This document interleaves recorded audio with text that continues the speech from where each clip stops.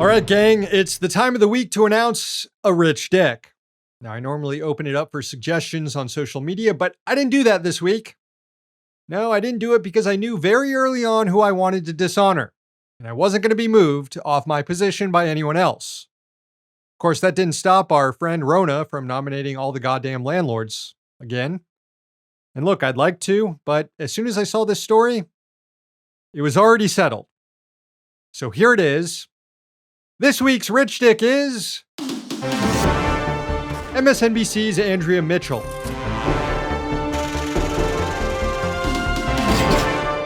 So Mitchell and her husband, former Federal Reserve Chair Alan Greenspan, live in a $1.5 million home in a ritzy part of Washington, D.C. And she and fellow residents are calling on the city to close the neighborhood to all through traffic. And Mitchell's been showing up to local ANC meetings to push for it. Here's how the Washington City paper described what's happening.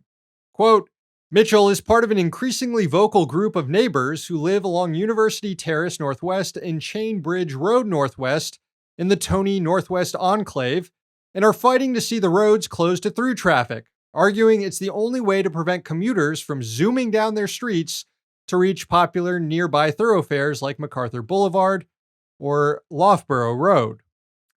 Okay, I can see how that might be annoying. I mean, no one likes it when cars are speeding down their street, especially if there are kids in the neighborhood.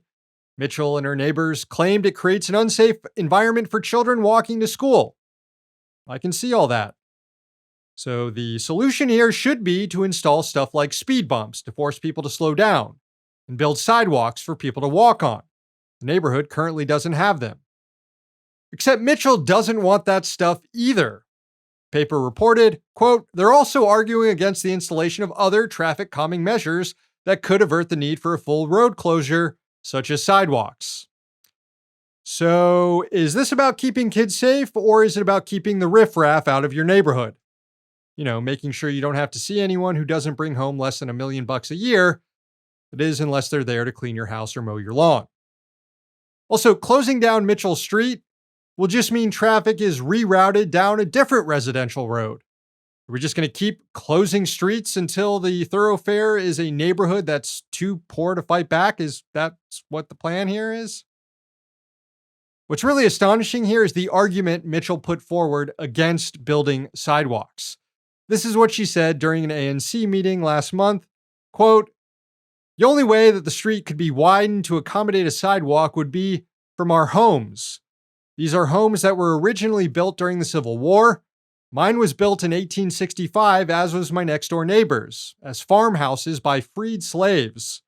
This is an historic community, an African-American community, going back to the 1860s. It's a very special place, and it's the unique character of our road that makes it very difficult to accommodate, if not impossible to accommodate, a sidewalk without taking down houses. There's just so much there to dissect. From her claiming she lives in an historically black neighborhood, to her claiming that the only way to build sidewalks is to tear houses down. I'm pretty sure I could build a sidewalk without having to tear down any houses, but that's just me. Also, look at these homes in the neighborhood. I'm sure they definitely existed in the 1860s. Now, it is true that taking cars off the road is a good thing. We saw during the pandemic how cities have closed roads downtown and created new open spaces for people to enjoy. But that's not at all what Mitchell wants here. She still wants to be able to drive there, and so do her neighbors. It's not like she wants a bunch of pedestrians walking around either, or pop-up restaurants and bars in the area. No, she wants the city to give them gated community status at the expense of the public. Because after all, isn't that what freed slaves who used to live there would want? What's maddening about all this? The city might actually cave to the demands. In June, the District Department of Transportation issued a notice of intent that it would close the streets to all traffic, all through traffic, not just during rush hour, but all the time. Local community leaders are pushing back against that decision, saying that the DDOT was essentially creating private driveways for rich people. The matter is still being debated, but I've personally seen enough to know that Andrea Mitchell and her neighbors are this week's rich dicks. Hey, thanks for watching. Hit the subscribe button so you don't miss any of our new videos. Also, if you want to see Means Morning News in its complete form, not just the clips we post here, head on over to Means TV and get access to all our new episodes and our entire backlog, plus tons of other great movies and original TV shows.